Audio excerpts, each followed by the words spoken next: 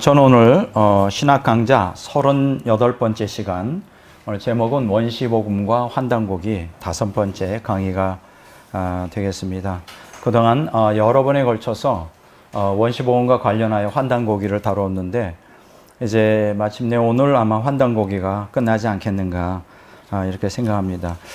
이 주제가 굉장히 어렵습니다. 저도 어렵지만 아마 대부분 이 강의를 듣는 분들이 처음 듣기 때문에, 왜냐하면 역사에 관한 것이지만 특히 그 고대사에 대한 주로 한자들이 많이 들어가고요. 두 번째는 우리 중고등학교 때 역사 시간에 배워본 적이 없거든요. 그러니까 사람들은 그 낯선 것에 대해서 어려움을 갖습니다. 이제 이런 것들도 반복해서 계속 배우다 보면 쉬워지는데, 이제 처음 듣는 분들은 좀 어려울 수도 있습니다. 그런데 저 개인적으로는 이러한 그 환단고기를 저도 깊이 다루는 건 아니지만 이런 것들을 좀 이 강의 시간에 다루면서 굉장히 그 행복함을 느낍니다. 행복함. 사람이 그런 게 있죠. 그 사람의 뿌리를 모를 때는 내가 누구냐라는 거. 그러니까 우리 한민족의 정체성이 무엇이냐. 그러니까 가장 그런 것 같아요. 우리가 경제적으로 부흥하고 지금 잘 먹고 잘 사는 것도 중요하지만 그보다 더 중요한 것은 한민족의 정체성이 뭐냐.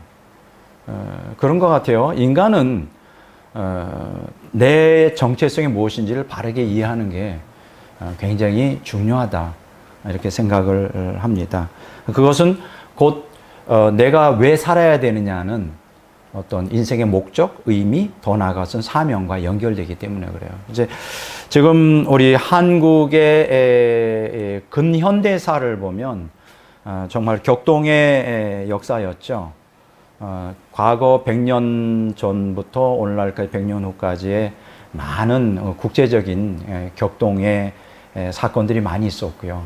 그 과정 가운데서 어마어마한 민족적인 위기와 더불어 극도의 경제 발전이라고 하는, 듣도 보도 못한, 저는 아마 그 경제 발전의 시작점부터 지금까지 혜택을 누리기까지의 그 산 증인이 아니겠는가. 제 나이가 되면 60년대부터 시작해서 70년, 80년, 90년, 지금 오늘날까지 한국의 급속도로 발전하는 과정을 다 목도한 사람이죠. 물론 이제 저희 조상처럼 6.25다, 더 나아가서는 일제 강점기다, 이런 그 비극을 겪어보지는 않았습니다. 아마 그것을 겪어본 우리 선조들은 얼마나 이 격동기를 더 실감 있게 느끼지 않겠나. 근데 제가 이제 오늘 이 환단고기를 쭉 공부하면서 생각되어지는 건 뭐냐면 참 행복하다는 생각이 들어요. 이렇게 고대 한국 상고사를 공부해 보면 우리 한민족이 무엇인가에 대한 뚜렷한 정체성에 대한 문제가 답을 얻을 수가 있고요. 이것은 곧 근현대사 속의 이 격동의 이러한 역사 속에서 우리가 누구냐라고 하는 것에 대한 궁극적인 답을 줍니다. 여러분들이 잘 알고 있는 것처럼 지금 현재 우리 대한민국은 굉장히 또 다른 100년 전과 같은 격동에 휘말려 있어요.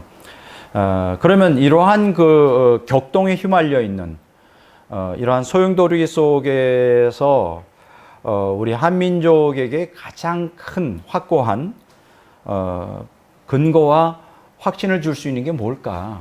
지금 오늘 당장 정치적인, 군사적인, 경제적인 안정일까? 저는 그렇게 생각하지 않아요. 우리 한민족에게 가장 지금 절실하게 필요로 하고 하는 것은 한민족의 정체성에 대한 게 뭐냐.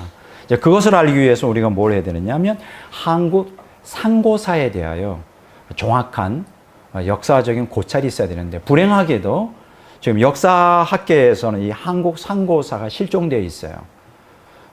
이런 굉장히 상황 가운데 이 환단고기라고 하는 이 한국 상고사를 자세하게 그것도 구속사적으로 설명해 주는 이런 한국 상고사에 대한 사료가 우리에게 내려온 게 우리 한민족에겐 큰 복이고 저에게도 큰 복이다, 이렇게 생각합니다. 아마 또 우리 이 강의를 듣는 성도님들, 또 유튜브를 통해 듣는 분들은 참 복이 많다, 이렇게 생각합니다. 왜냐하면 지금 여러분들이 그걸 잘 모를 수도 있지만 이 강의를 일단 들어두고 앞으로 여러 기회에 제가 강의한 것들을 부분적으로 다른 사람의 강의를 통해 들을 기회가 올 겁니다. 들을 기회가 와요. 그때 백 목사가 이런 얘기했지 하면 굉장히 좀 더 쉽게 또 이해가 될 수 있다는 것. 그래서 여러분들도 복이 많은 분들이다. 이렇게 제가 생각하고, 오늘은 이제 특별히 이 강의를 무엇으로부터 시작해야 되냐면, 한국 상고사, 고대사죠. 요게, 고대 일본사하고 어떻게 맞물리느냐. 요새 지금 한참 한일 관계 문제가 심각한데, 지금 주제가 아주 딱 맞는 주제가 아닌가 이렇게 생각해요. 그러니까 한국 상고사, 한민족 상고사와 일본 민족의 고대사가 어떻게 관계성을 갖느냐, 이걸 좀 우리가 오늘 먼저 강의부터 시작을 합니다.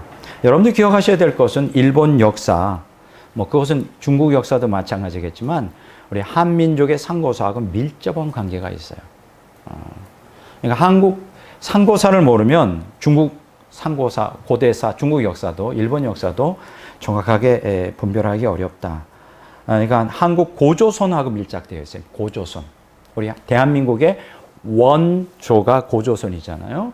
고조선하고 밀접하게 관계되어 있어요. 그래서 한국과 일본의 관계를 논하고자 한다면, 우리가 일반 상적으로 이제 백제가 멸망하면서 백제의 후예들, 그 귀족들이 일본으로 넘어갔다는 건 다 아는 사실인데, 그거보다 더 근원적으로 고조선 역사를 공부하지 않으면 안 됩니다. 그래서 우리가 일본과의 역사 관계에서 고조선을 생각해야 되고, 그러니까 한마디로 말하면 고대 일본사는 한민족의 이민 개척사다. 딱 간단하게 말할 수 있어요. 그러니까 일본 민족이라는 것도, 일본 역사라는 게 그냥 하늘에서 뚝 떨어진 게 아니고, 이제 일본 고대사를 연구해 보면 어느 민족이나 다 신화가 있잖아요. 거기도 마치 일본이 자생적으로 발생한 민족인 것처럼 묘사되는 것도 있고, 요새는 좀 달라졌어요. 그 얘기를 제가 조금 이따 하겠습니다만은, 일본 민족은 도대체 근원이 어디냐라는 거. 이제 이걸 이제 우리가 오늘 좀 연구를 하겠습니다만, 어쨌든 한마디로 말하면 일본 고대사는 한민족의 이민 개척사다. 이게 아주 뚜렷한 것입니다. 그 얘기 뭐냐? 쉽게 얘기하면 일본 민족이, 지금 오늘 주류를 이루고 있는 일본 민족은 다 사실은 한반도에서 넘어간 사람들이다.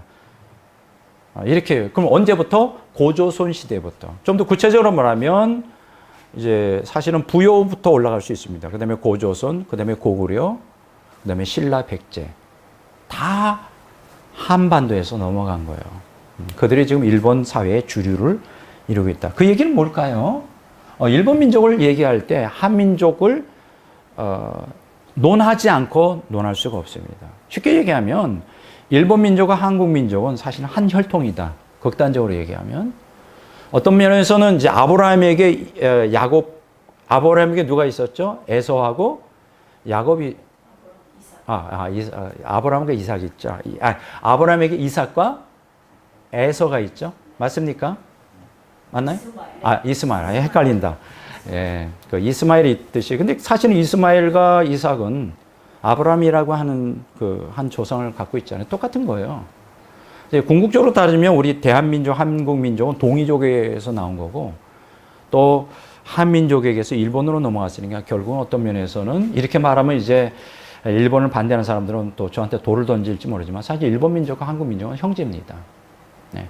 이러한 역사적인 상고사의 고찰에서 이 문제를 풀어나가지 않으면 절대 일본과 한국은 풀어질 수가 없어요. 풀어질 수가 없는 것입니다. 예, 지금 제가 얘기하는 것은 역사학적인 고찰이에요. 자, 일본 정통 역사서가 있어요. 이 두 가지가 있는데, 일본이 이제 정통적으로 자기네들의 고대사를 다루는 역사서가 일본석이라고 하는 책이 하나 있고요. 일본석이. 두 번째는 고사기라는 책이 있어요.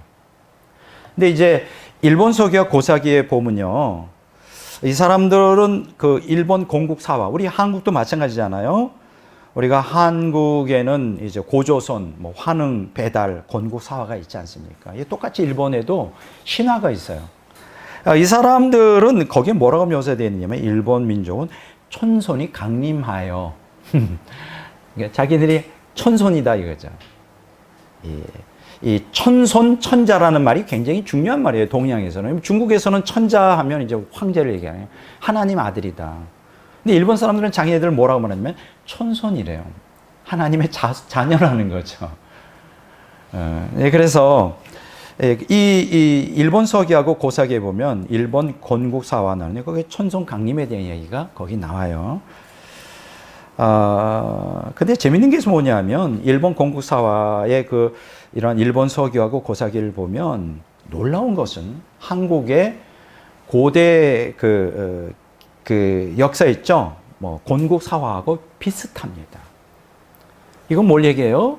일본 사람들이 아따니 신화를 자기 국가의 신화를 할 때 한국에서 좀 카피한 거구나. 이걸 알 수가 있어요. 비슷해요, 내용이. 자, 일본 서기는 누가 저술을 했느냐면 일본의 도네리 친황이라고 하는 분이 이제 쓴 건데, 또 일본 사기는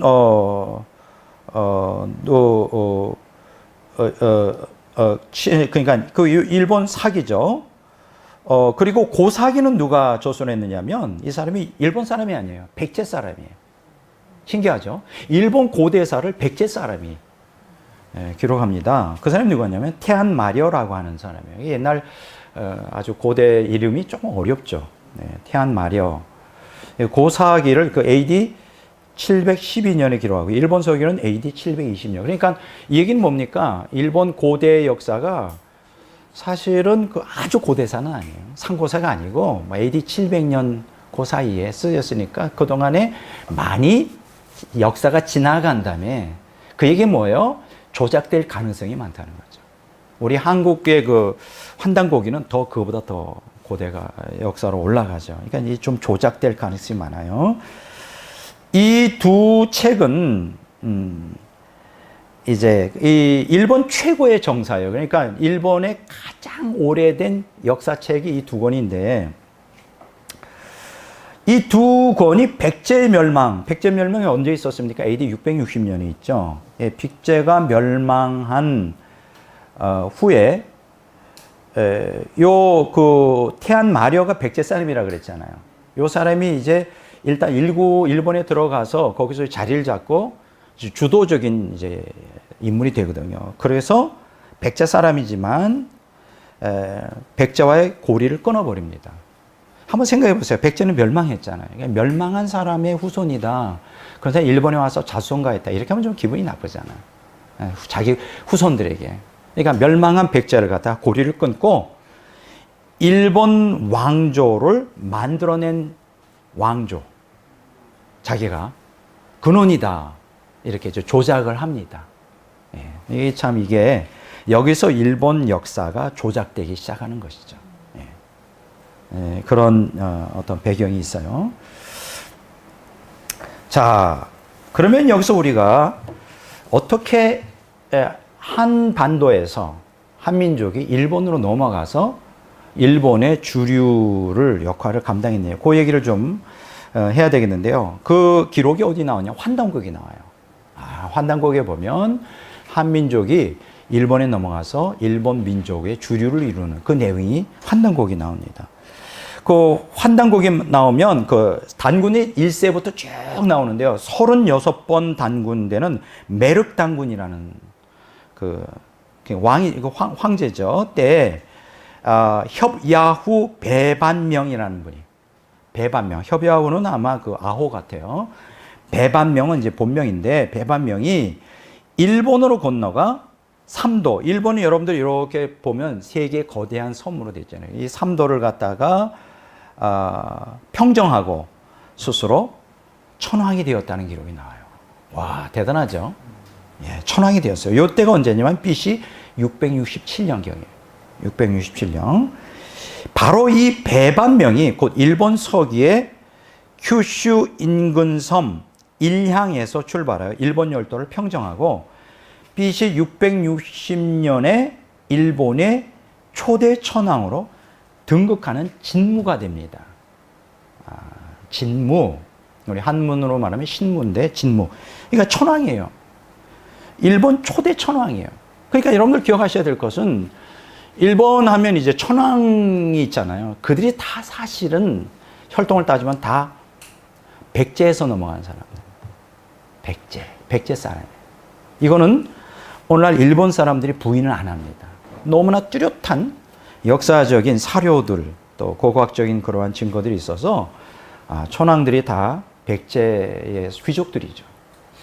그러면 여기서 여러분들이 한 가지 생각할 것은, 그러면 일본에 이들이 들어가기 전에, 한반도에서 넘어가기 전에 그러면 사람들이 없었냐? 있었어요.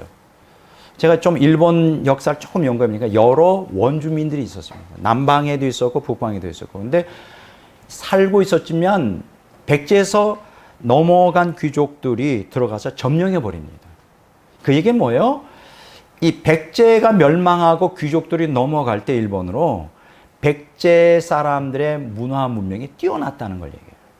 그때는 일본은 야만국이었어요. 미개한. 그러니까 그냥 당연히 그냥 주도적인, 사회 주도적인 역할을 하고 이제 일본 주류가 되는 민족이 돼버려요. 참 신기하죠. 자, 진무가 됩니다. 일본 초대 천황으로 등극하는 진무가 되고, 자, 고조선 말기에, 고조선 이제 백제 얘기했잖아요. BC 239년에 웅심산이라는 곳이 있어요. 지금 이제 길림성인데, 요걸 근거지로 해모수가 북부여를 건국합니다. 해모수는 고구려 사람 아니에요. 북부여에 이제 그 건국을 한 사람이에요. 자, 그 후에 백악관 아사다를 점거하고 단군으로 추대가 됩니다. 이 사람이, 해모수가. 이게 고대사를 보면 저도 모르겠어요. 복잡해. 저는 그냥 껍데기만 이렇게 하지만 깊이 연구해 보면 재밌을 것 같아요. 그리고 요 고조선을 계승한 북부여의 역사가 시작되는데, 언제가 시작됐냐? BC 232년에 시작됩니다. 이렇게 해서 고조선을 계승한 게 이제 북부여가 되는 것이죠. 예. 그러니까 이러한 그 고조선 사람들이 이제 일본 반도로 넘어간 것처럼 북부여 사람들도 일본 열도로 진출합니다. 그러니까 우리가 기억하셔야 될 거는 백제가 멸망한 해 최초로 들어간 게 아니라 고조선 시대부터, 그다음에 고조선 다음에 북부여 시대에도 일본으로 자꾸만 넘어가요. 예. 그래서 일본 열도를 이제 장악해 버리죠. 자, 환단거기에 보면요, 서부여의 의료왕이라는 사람이 있었는데, 이 사람이 선비족 모용외에게 패하자 무려 수천 명을 거느리고 바다를 건너 일본을 평정하고 왕이 되었다는 기록이 있어요. 와. 그러니까 한반도에서 넘어간 이 사람들은 다 가면 다 왕이 돼버려. 천황이 아니면 다 왕이 돼버려. 그만큼 뭘 얘기합니까? 한민족이 굉장히 뛰어난 민족이다. 어떻게 생각할지 몰라요. 일본이 굉장히 그 과학적으로 많이 문명이 발달하고, 노벨 물리학상, 노벨 과학상은 거의 다 동양에선 일본 사람이 많이 차지하는, 우리 한국 사람 한 사람도 없잖아요. 이제 그런 측면에서 중국 사람이 위대하다, 일본 사람이 뛰어나다 그러지만 사실은 한민족이 뛰어납니다. 여러분 이런 거 기억나시나요? 그 임진왜란 때 이제 많은 그 한국에 정말 뛰어난 그때 당시에 가장 중요한 그 공업이 뭐였습니까? 도자기 만드는 거잖아요. 예, 도자기 만드는 거였어요. 근데 최고의 중국 사람보다 더 뛰어난 도자기를 누가 만들고 있었냐? 한민족이 만들고 있어요. 우리 선조들이, 우리 대한민국 사람들이 뛰어난 도자기를 만들고 있어요. 그러니까 일본이 이제 임진왜란 때 침략을 해서 끌고 가잖아요. 누굴 데려가겠어요? 기술자를, 도공들을 끌고 가잖아요. 놀라운 것은 이 도공들에게 정말 최고의 대우를 해줬다 그래요. 고국을 돌아가지 않도록. 그래가지고 이 사람들이 일본의 도예를 발전시켜요. 그러니까 오늘날 일본의 모든 도자기 기술은 다 어디서 왔다고 해야 될까? 우리 한민족 사람이에요. 그만큼 한국 사람들이 손재주가 뛰어나고요. 머리가 비상합니다. 지금 삼성이나 이런 데 보면요, 굉장히 뛰어납니다. 예, 조금 있으면 일본을 다 따라잡아요. 내가 생각할 땐 앞으로 10년 안에 일본의 모든 것을 다 뛰어넘을 거예요. 그거는 굉장히 대단한 거예요. 누구도 쫓아올 수 없을 정도의 우리 한민. 그렇다고 제가 민족주의자로서 한민족을 찬양하는 뭐 그런 사람 아닌데 객관적으로 볼 때 무한히 가능성이 많은 사람이었어요. 그런데 왜 우리 한민족에 대한 잘못된 평가들이 너무 날까요? 우리 한국 사람들은 너무 감정적이고 내미근성이 많아. 그냥 막 훅 하면 그냥 확 일어났다가 또 언제 그랬냐는 식으로 막 흩어지고 단결이 안 되고, 내가 생각할 땐 이거는 왜곡된 것 같아요. 진짜 나라가 위기에 있을 때 정말 한국 사람들은 저력이 나타납니다. 여러분 뭐 이거는 좀 의외의 얘기지만, 여러분 LA에서 폭동이 있었던 적이 있었잖아요. 그게 오래전 얘기인데, 그래서 수없이 많은 가게들이 다 약탈당하고 막 불타고 막 그랬어요. 그런데 물론 한국 사람이 그 타겟이었죠. 왜냐하면 백인들 지역에는 이미 주종부군이 다 들어가가지고 흑인들이 꼼짝을 하지 못했어요. 그럼 제일 만만한 게 이제 흑인들이 함께 섞여 사는 우리 한국 사람들이 주로 이제 이런 조그만 마트 이런 것들을 하니까 그게 이제 대상이에요. 힘이 없으니까. 처음에는 많이 당했는데 조금 지나면서 얼마 되지 않아서 한국 사람들이 아주 군사 조직을 만들었어요. 이제 우리 한국 사람들은 군대는 다 의무적으로 가잖아요. 그러니까 이제 군대에서 배운 막 거기는 월남전까지 참전한 실전에 강한 사람들이 있어가지고 순식간에 며칠 안 돼가지고 군사 조직을 만들어가지고 완전히 그냥 이제 그러니까는 그거죠. 자력 방위죠. 미국 사람들은 손을 놓고 있었어요. 니네들 당하든지 말든지 뭐. 그래서 굉장히 어려운 폭동을 극복했다는 거예요. 처음에는 우습게 한국 사람 봤다가 막 진짜 군사 조직으로 나와보니까 뭐 약탈할 수가 없는 거예요. 잘못 총 맞으니까. 내가 생각해 보면 참 한국 사람들은 대단한 민족 같아요. 특히 위기 때 강합니다. 내가 생각할 때 지금 굉장히 어렵잖아요. 이런 때 우리 한민족 가운데 영웅이 나올 것 같아요. 평소에 가만히 있다가 정말 어려운 때 이렇게 나타나는 거예요. 제가 고대사를 지금 공부하고 있어요. 자, 이제 지금 제가 환단고기의 서부요의 의료왕 얘기를 했잖아요. 이 사람이 일본으로 건너간 최초의 야마토 정권을 탄생시킨다. 이 야마토에 대해서 제가 조금 이따가 설명하겠습니다. 이 야마토 정권이 AD 250년에서 AD 710년까지. 요걸 이제 그때 당시에 여러분들 이렇게 생각하시면 돼요. 일본의 통치자들은 두 부류로 나눠요. 하나는 뭐냐 하면 이제 천황을 중심으로 한 통치가 있고요. 두 번째로는 누구냐면 쇼군이라고 들어보셨어요. 쇼군은 이제 우리말로 말하면 장군이죠. 장군을 갖다가 일본말로 쇼군이라는데, 그러니까는 군벌을 중심으로 하는 또 정치가 있었어요. 그러니까 그게 시대가 이렇게 천황이 중심이 되어 천황이 쇠퇴할 때는 군벌이 중심이 되고, 이 쇼군이. 근데 재밌는 게 뭔지 알아요? 천황제 라인은 다 백제 사람이 다 해먹었고요. 우리가 말하면 해먹었고, 쇼군은 다 누가 해먹었느냐? 거대한 쇼군 세 개의 그룹이 있는데 다 신라 사람들이. 재미있죠? 쇼군은 다 신라 사람들이 다 장군을 했고, 천황은 다 백제 사람들이 했어요. 결국 다 동이족인 한민족이 다 일본을 결국 오랜 세월 동안 통치하는데 앞장섰었다. 참 지금 보면 참 재밌습니다. 그 야마토 정권은 탄생 시기가 뭐냐면 15대 천황 오진이라 그래요.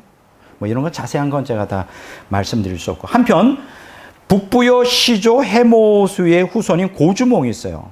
이 고주몽이 고구려를 세우죠. 이 정도는 우리가 알 거예요. 여기 이제 BC 37년경인데, 이 고구려가 망한 후에 고구려의 대조영이 고구려의 옛 영토를 회복하고 대진을 건설하게 되는데, 이걸 흔히 이제 우리는 발해라고도 말하죠. 아마 대진보다는 발해인데 발해보다는 대진이 더 좋은 이름이라 그래요. 왜냐하면 당나라가 대진을 폄하해 발해라고 뭐 이렇게 좀 바다 이름을 뭐 바다에 접한 뭐 별 신통치하는 민족이다 뭐 이렇게 말한 것 같아요. 우리가 보면 신라와 가야도 부여에서 내오는 주민 집단들이 문화를 형성에 중요한 역할을 했고, 발해도 부여의 후손으로 옛 부여 지역을 회복하는 것을 자랑스러워했다는 내용이 이제 사료에 기록되어 있는데, 이 BC 239년에서 AD 494년 요 사이에 고구려에 의해 합병될 때까지 이 발해 합병될 때까지 700년간 만주지역에 있었던 부여는 우리 고대사의 중심이자 원류라고 하는데요. 고구려 백제 발해가 모두 부여의 후예로 자처하는 점에서 부여사를 역사 우리 한국에서는 한 줄로밖에 언급 안 하는 이건 다 잘못됐다는 것이고요. 어쨌든 여기서 우리가 말해주는 고조선, 그 다음에 부여, 그 다음에 삼국시대로 넘어오면서 백제와 신라에서 다 일본의 오늘 주류를 이루는 민족이 다 우리 한민족에서 넘어갔다. 이것이 이제 제가 여러분들에게 이제 드리고 싶은 그 핵심이에요. 자, 그러면 조금 더 추가적으로 제가 드리고 싶은 얘기가 뭐냐면, 조금 아까 얘기한 대로 일본에는 토착민들이 있어요. 그 북부에도 있고 남부에도 있는데, 조몬족이라고 하는 토착민이 최초로 있었다고 합니다. 뭐 이건 잘 몰라요. 조몬족이라고 있습니다. 일본의 토착민들이 여럿이 있어요.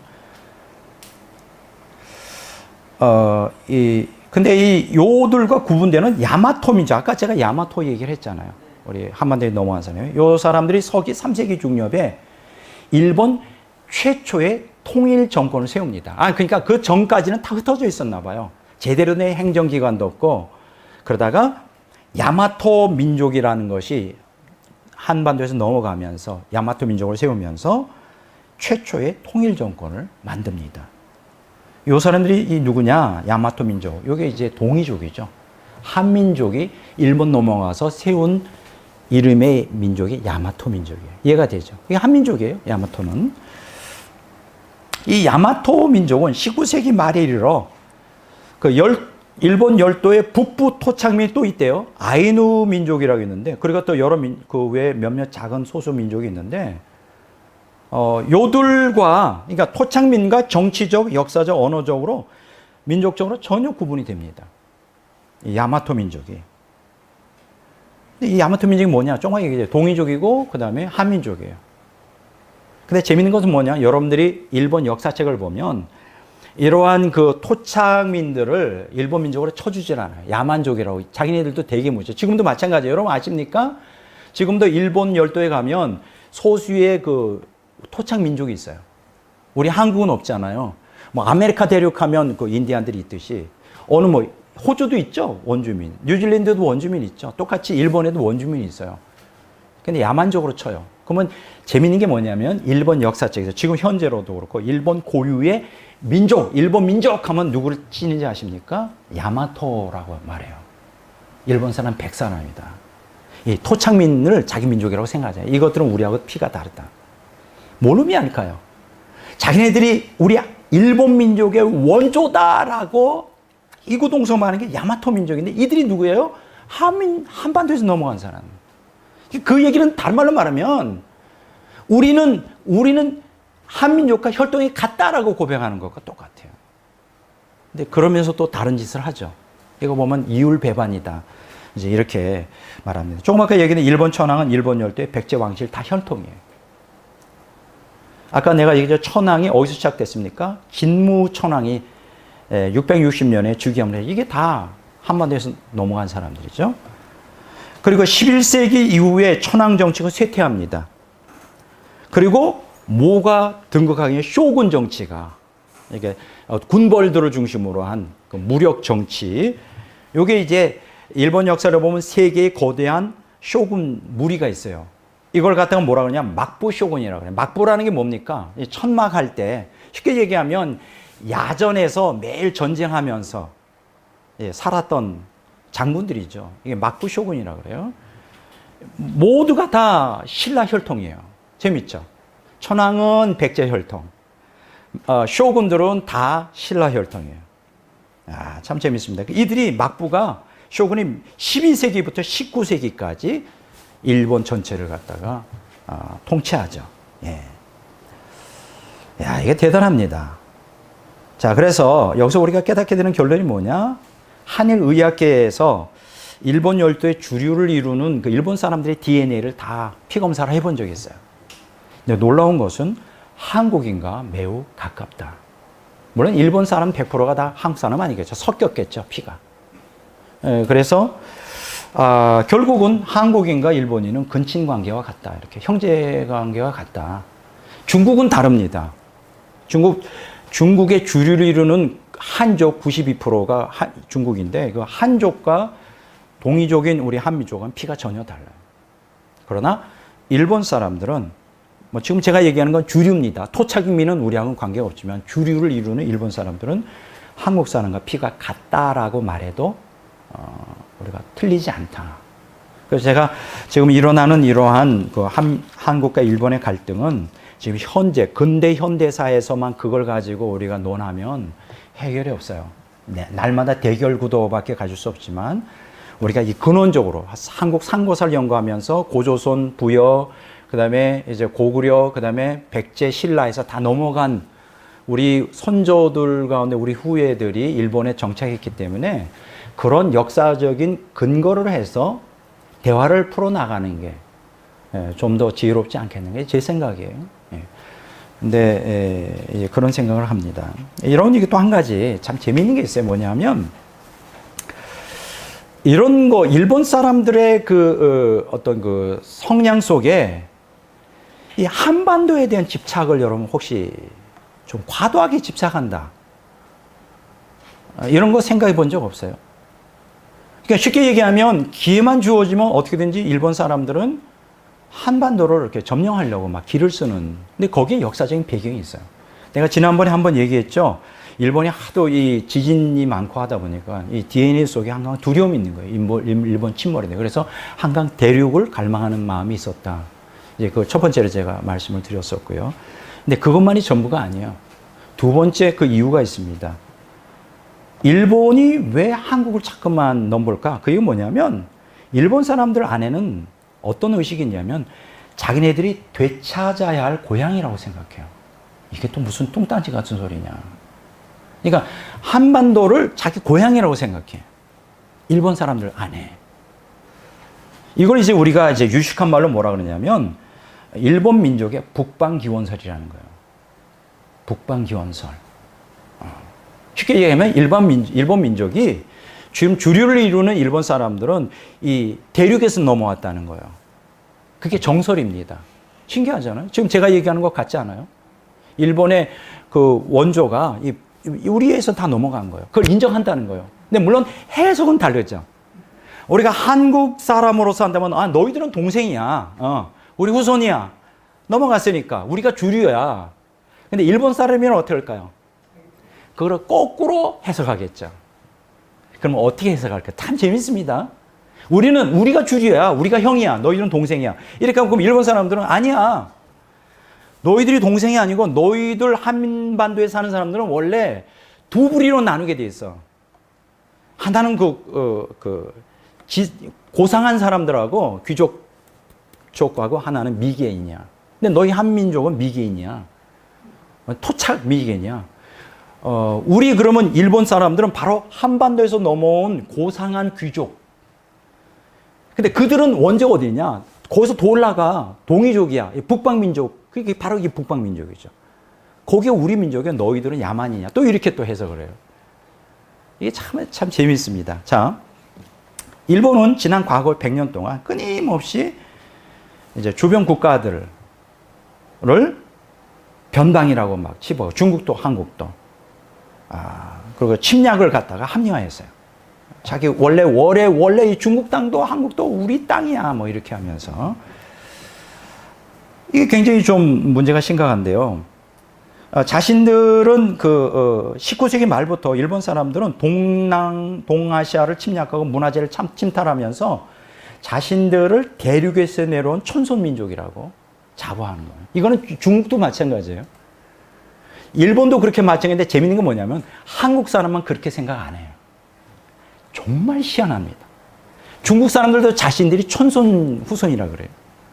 일본 사람들은 자신이 천손 후손이고 굉장히 자부심을 갖는데 사실은 중국과 일본보다 더 뛰어난 엄밀히 따지면 진짜 천손 민족은 한국 사람인데 우리는 그런 자부심이 하나도 없어.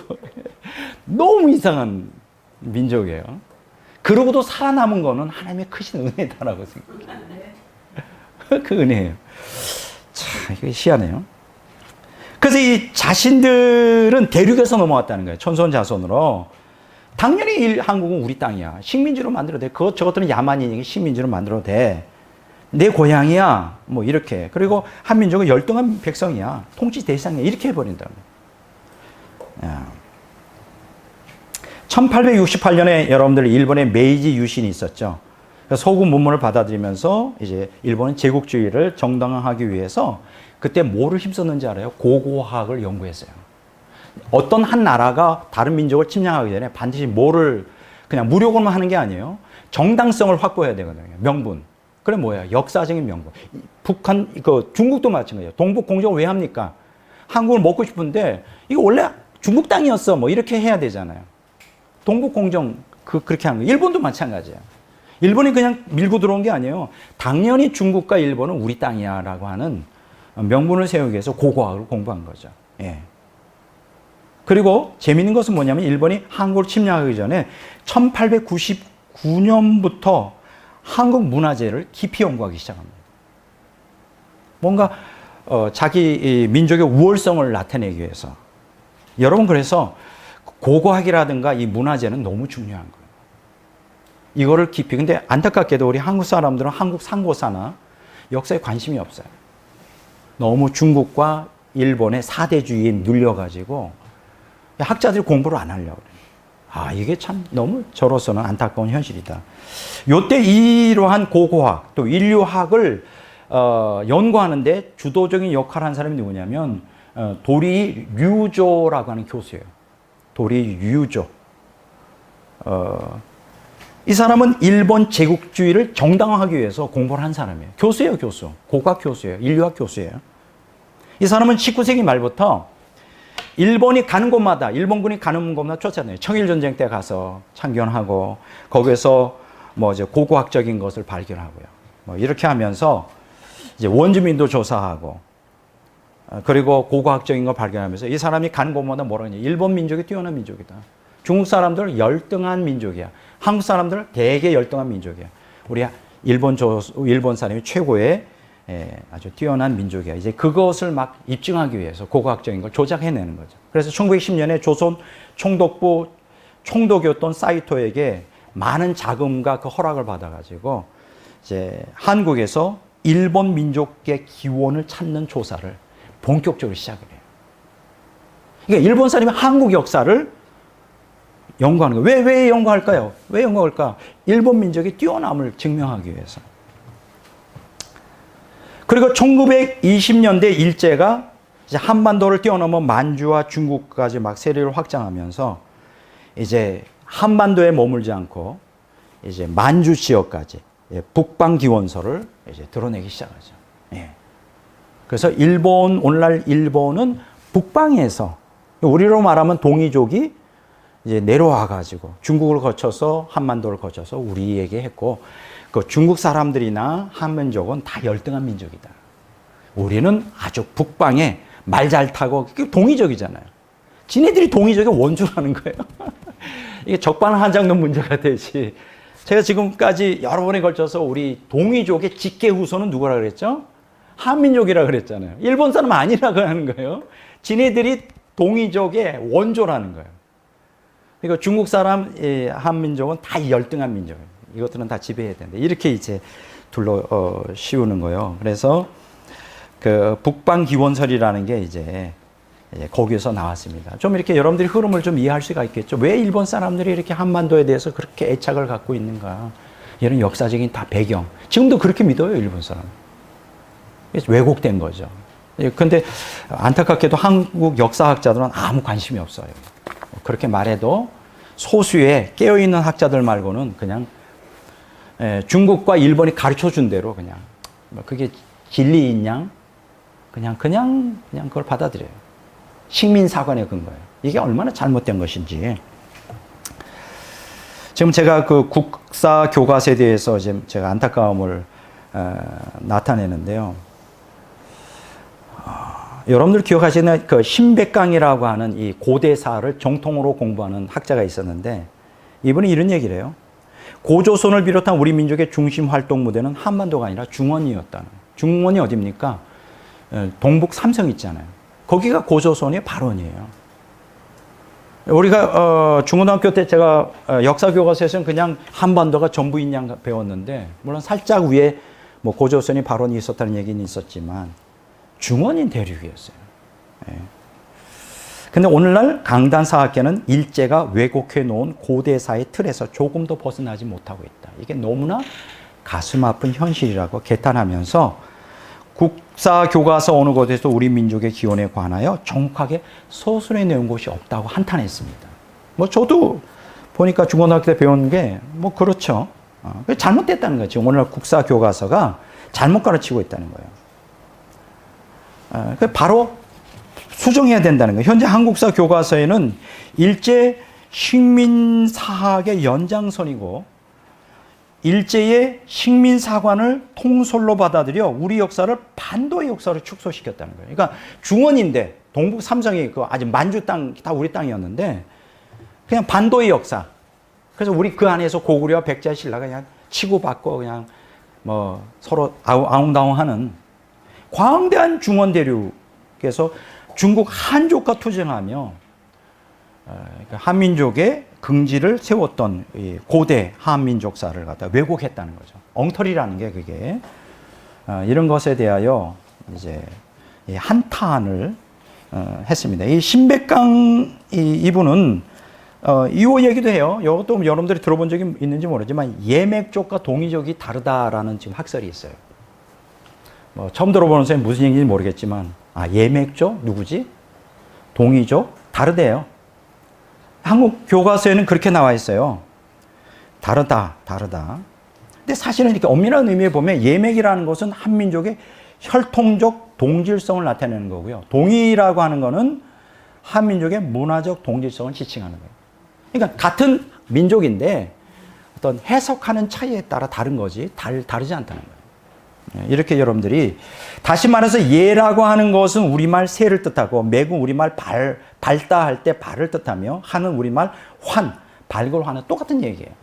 자, 그래서 예족, 맥족, 한족이라는 용어는 발달 민족을 지칭하는 동일한 개념이에요. 다른 민족이 아니라는 거예요. 이런 것들을 이제 우리가 뭐 학문적으로는 할 수 있는데 뭐 이런 것들까지 뭐 여러분들이 뭐 아실 필요가 있을까 이런 생각을 합니다. 자, 오늘 시간이 많이 지났어요. 또 오늘 사실은 시간이 많이 지났는데 이걸 좀 조금 더 하고 끝냈으면 좋겠는데 조금만 더, 왜냐하면 다음 주에 계속 다음번에 또 한 번 더 해야 되지 않겠는가 생각을 하네요.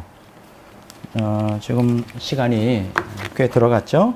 오늘 여기까지 합시다. 너무 오래 하면 여러분들이 힘들 것 같고. 지금 여기서 우리가 결론이 뭡니까? 일본 민족이 누구냐에 대한 거 우리가 배웠죠. 고조선 시대부터 북부여, 그 다음에 고구려, 더 나아가서 백제, 신라에서 다 넘어간 사람들이다. 천황들은 모두가 다 백제 후세들이고요. 쇼군이라고 하는 거대한 하나의 그 정권이죠. 거의 오랜 세월 동안에 수백 년에 걸친 정권 쇼군들이 다 신라 후손들이다. 그게 이제 지금 다 알아요. 일본 사람들 다 알걸요? 알지만 이제 그걸 자꾸만 왜곡을 하겠죠. 그게 현실입니다. 그래서 일본 사람들은 뭐 한족, 중국의 92%를 차지하는 민족의 한족과 우리 한민족은 전혀 다르지만, 그러나 일본 민족은 지금 주류를 이루고 있는, 이 토착인을 빼놓고요. 지금 일본 정치경제 문화 사회의 주류를 이루는 일본 민족이라고 칭할 수 있는 그 모든 민족의 혈통은 한민족과 동일하다. 그러니까 형제예요, 형제. 한민족, 형제입니다. 전혀 다르지 않아요, 혈통이요. 여러분 보세요, 잘 보세요. 이렇게 일본 사람들 보면 어떤 때는 차이가 잘 안 보이죠. 차이를 잘 모릅니다. 다 같은 혈통이라 그래요. 그래서 제가 지금 오늘날 근현대사에서 일어난 이런 갈등 구조, 이것을 그 문제 자체의 현상만 가지고는 절대 풀 수가 없다. 그러면 어떻게 이 풀리지 않는 민족 간의 갈등을 풀 수 있는 유일한 방법이 뭘까? 한 가지밖에 없어요. 고대 상고사를 바르게 이해하는 거예요. 지금 아까 제가 얘기했듯이 일본 사람들은 자꾸 왜곡시키잖아요. 역사를 왜곡하는데, 그러면 제가 한국의 역사학자라면 저는 그걸 바로잡는 데 힘쓸 것 같아요. 제가 역사가였다면 저는 거기에 목숨을 걸었을 것 같아요. 바로잡아야죠. 그러면 지금 역사 해석에서 누가 칼자를 쥐고 있을까요? 중국일까요? 일본일까요? 한국일까요? 내가 생각할 때는 한국이에요. 이 동양에 있어서 동양 역사에서 칼자를 쥐고 있는 사람은 중국이 아닙니다. 주류가 아니에요. 일본도 절대로 주류가 될 수 없어요. 한국이 주류를 이루고 있어요. 칼자를 쥐고 있어요. 그러면 칼자루를 어떻게 휘두를 것이냐? 한국 상고사를 바르게 해석하고 그거를 빨리 한국 사람들에게 가르치는 게 중요해요. 그래서 우리가 장자로서 이 한 동양에 있어서 이 구속사에 있어서 하나님의 구속사를 끌고 가는 장자로서 의식을 가져야 되고요. 그렇잖아요. 그래서 저는 이렇게 생각합니다. 중국 사람보다 일본 사람보다 한국 민족의 의식 개혁이 더 급선무라고 생각해요. 너 한민족의 정체가 뭐냐? 이걸 바르게 이해해야 된다고 생각해요.